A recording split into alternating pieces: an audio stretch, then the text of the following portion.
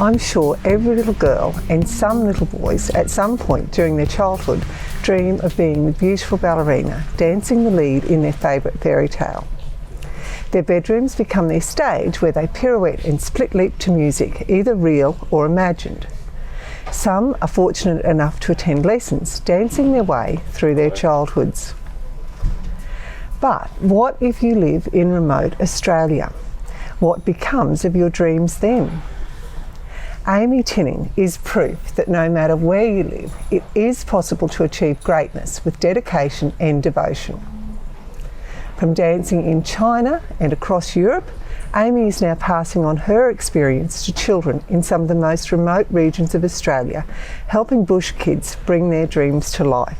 So Amy, thank you for taking the time to join me today. No worries, thank you for having me. Now, you grew up in outside of Collinsville in Queensland, so you were miles from town. How did you start your dancing career? Yeah, look, I sort of came about in a roundabout way. I was probably about 4 years old, and my mum took me into Collinsville at the end of one year when they were having a variety night performance, and I went in and I saw girls on stage in pink tutus and tap shoes, and I was sold. I wanted in, and from that point on I took myself pretty seriously. I probably referred to it more as what was going to be my career. I hadn't even started dancing yet, and it was about 2 years later, when I was 6 years old, the dance lessons started up in Collinsville. A young girl called Bianca Gibbons started up classes, and she was imperative in my training, and she just took me from one level to another throughout my primary schooling years. That is incredible that you had that conviction at such a young age, because not many kids or adults know what they want to be when they grow up. Yeah. And yet you knew and you followed through. It was just natural at the time. I can't remember it ever being something that mum and dad had suggested. I couldn't help it. Yeah. And how hard was it, because where you lived was quite remote, so getting to lessons and following that career path? Yeah, look, I mean, in the early stages it was pretty easy for me. Basically, mum would throw me in the car with a pillow and off we'd go. So your mum and dad did the hard yards. That's right. They did the hard yards, they put in the miles, and I am very, very grateful to them for that. Ultimately, we did a lot of miles to achieve what I wanted to achieve, and it was, always a matter of one goal after another, and I just basically got hungrier and hungrier the more that they would feed my passion for dance. Yeah. So we were chatting the other day, and you said once you reached high school age, you went to boarding school. So tell me about that, and the commitment that you had still to your dancing. So primary school basically followed through to high school. In primary school, by the end, my training was intensifying, with mum travelling about 600-kilometre round trips every week to Collinsville and Mackay. In high school, we stepped it up when I went to boarding school in Toowoomba. Started doing recreational classes again, just to get me settled into high school, and then from that point it just intensified even more, I suppose. So by grade 11 and 12, my training increased to before school, during school and after school. I desperately would have loved to probably focus more on the dancing and less on the school, but I think with the right guidance, I was definitely pointed in the direction of continuing on with school and doing as much dance as possible. And I mean, as a teenager with other distractions and things going on, it certainly does take a lot of focus to try and hang in there through those years, but I'm very, very glad that I did, and I think what dance has given me is far greater than the sacrifices I ever had to make. That's a lovely thing to say. Oh, definitely. I mean, honestly, I feel very strongly about that, and I can see that in all ages. Now as a teacher, kids make sacrifices all the time for their hobbies and their commitments, and I think that is back to dance now and what I'm doing with dance now, it's offering that medium to commit to something.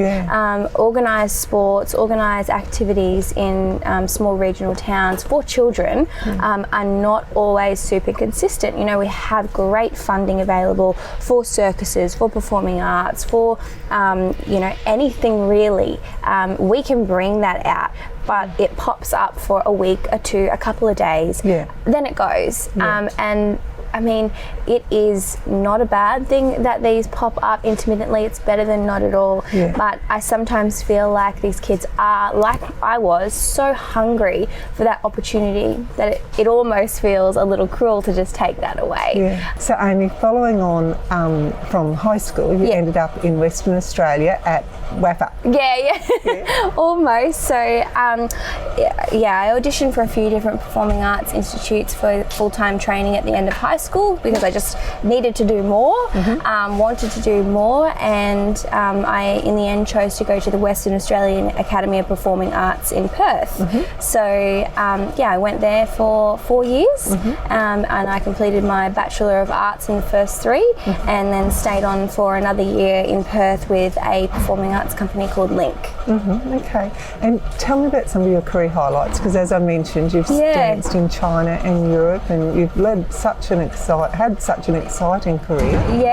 No, it has been amazing. So I guess as a graduating student, we went to China and performed a Taiwanese work actually by a Taiwanese choreographer. His name is Xiaozhong Zhang, and we performed a original work of his called The Rite of Spring. And I guess one of my highlights so far would have been to be selected as the lead female role in that, and performing on an incredible, huge military stage in Beijing in front of a massive audience. It was so big that we couldn't even see to the back of the auditorium. Oh my goodness. It was just incredible, and the stage was huge, as big as a horse arena really, and to cover that ground and dance such a big role in that space was absolutely powerful. Did you ever dream when you were little that you would be dancing in a foreign country on such a big stage? Look, I mean, I would have to, do you know what? I'd have to say yes. I have some pretty big dreams, and I certainly dreamt a lot of things like that. And did I think that they would become a reality? I wasn't sure, but definitely I did dream those things. So I think it's pretty magical that my dreams really did come true. Amy, and not without hard work, I'm sure. And that leads me to my next question, because ballet just looks so graceful and beautiful and effortless. Yeah, absolutely. But I mean, I know everybody is aware of the hard work. So tell me about some of the difficulties that you and challenges that you face. Definitely. So my heart lies with classical ballet. I absolutely love classical ballet. I believe in the training that classical ballet gives dancers who choose to perform and be professional in any genre. It's the foundation of everything. It's an absolutely universal language. It doesn't matter what country you go to, whether you're in Asia or Europe or wherever, ballet is ballet. And that is the beauty of it, and I love that versatility of it in that way, is that it takes you so many different places, and that's a really beautiful thing. I remember I went on exchange actually for 6 months, and I danced and lived in Taiwan, and in Taiwan they only speak Mandarin, and all of the teaching was done in Mandarin, and I don't speak any other languages unfortunately, but that was the language, ballet was the language, so that's also quite powerful as well. In terms of, I guess, challenges faced through my classical training, I guess, right now I think after having my first baby and things like that in my life, I think, I've got an amazing, powerful body, but I guess I had difficulties throughout my adolescence where I realised there are certain body types that are suited to ballet, and you can build that body or you can be born with that body. And I have been blessed with muscles and I have been blessed with a shape. I think though, if you've been dancing since you were 4, you've built your muscles up. Yeah, that's right. That's true. Yeah, the blessing is the hard work. Exactly. I feel like I spent my life training my body, and really you do. You train longer than a doctor. You know, I think people do often forget that. You know, they think dance may not quite be, I don't know, some people might say it's not a real job or something, but I think it's very much a real job, and it's very much a real career that requires a lifetime of training for. So I guess, back to your question, the challenges were being probably not quite that right build for classical training, for a classical career. Performing on stage with a classical ballet company. I didn't end up going down that track at all. I think it was at the end of high school, I received a lot of guidance from my mentors and my coaches to go down the track of looking at contemporary dance. I'd been trained classically mostly all throughout my training, and then they opened my eyes to contemporary dance, and basically I just fell more and more in love with the style of contemporary dance. It's an open space, it is an authentic space, and it is so much more forgiving, I guess, of various different body types. And you kind of get to moving past that as you develop into a professional career. Stigma around body types and things like that, you start to come into your own, and I think that that was a really healthy choice for me to go into that direction. So Amy, after all the career, the great career that you had, you decided to give it all up and go back to the bush. So what led you to making that choice? Yeah, definitely. I think you can travel all over the world, and sometimes when you perform, you get that amazing buzz, and I kind of had to isolate what that buzz was for me. It's people, and did I need to continue to get that through performing, performing my own choreography, performing other people's works. There's one other area that I honestly was really drawn to naturally. After having that performance buzz, I kind of wanted that a little more in a way, to me a little more anyway. Everyone's really different with what gives them that buzz, and what ultimately it came down to was I went home on Christmas holidays, and I taught a workshop in Julia Creek. The council through RADIF engaged me as an independent artist to come in and teach the kids for a week, and we had a great week. And then it was said that I would finish up there, and that would be great, and I'd probably go to Brisbane or something like that. I was going to move basically out of the bush. I mean, I'd been gone for a few years anyway, but I was moving to Brisbane really is probably what my plan was. But I kind of looked at that situation and felt that I could do something. And that is ultimately what led me to opening a dance school. The parents kind of went, you should open classes, and sort of went, I could really do that. Like, there was so many people interested, and it was something that they felt they needed, and it's something that they were prioritising for their kids. So they were as eager for the opportunity as I was, and it all fell into place really mutually in Julia Creek. And I'm really grateful that the families encouraged me to take on the business and everything that I have now, which is 5 years later, here we are with 3 dance schools. So we've got Julia Creek, Cloncurry and Hewenden starting up this year. And I'm just really grateful to the parents for basically insisting that I keep going with that, because it's funny how things fall into place. Something you know, just having that one, you know, workshop that you had led you to a whole new career and found your place. And Amy, do you think there's as much talent in the bush as there is in the city? Yeah. I think you honestly have to listen to that too, is that listening to the talent that's there, because it's not a matter of, oh, you know, bush kids, they just want to dance. Like, yeah, bush kids do really want to dance for the most part. Like, that's what they're there for. But we have some students who have some really big goals, and they have some really big dreams, just like I did. And their talents match their dreams as well. I really, really don't think that geography can determine your talent. If they're happy to work hard, if they're disciplined, if they, you know, have that rhythm in their body, we can work with that for sure. And I can see a lot of our kids going places in the future, just like I did. Amy, I noticed the other day, so we're at Tamworth at the Classic Horse Sale, so sorry for the little bit of noise that's in the background, but you have your beautiful pop-up shop here. And one of your little students is here with her mum, and I walked past the other day and Bronte was down, you know, doing some exercising and stretching, and so she obviously takes it very seriously, and so you must instill that into your kids, that you know, no matter where they are, they've still got to, you know, have to keep going with there's a lot training of so definitely. I was blown away by that, actually.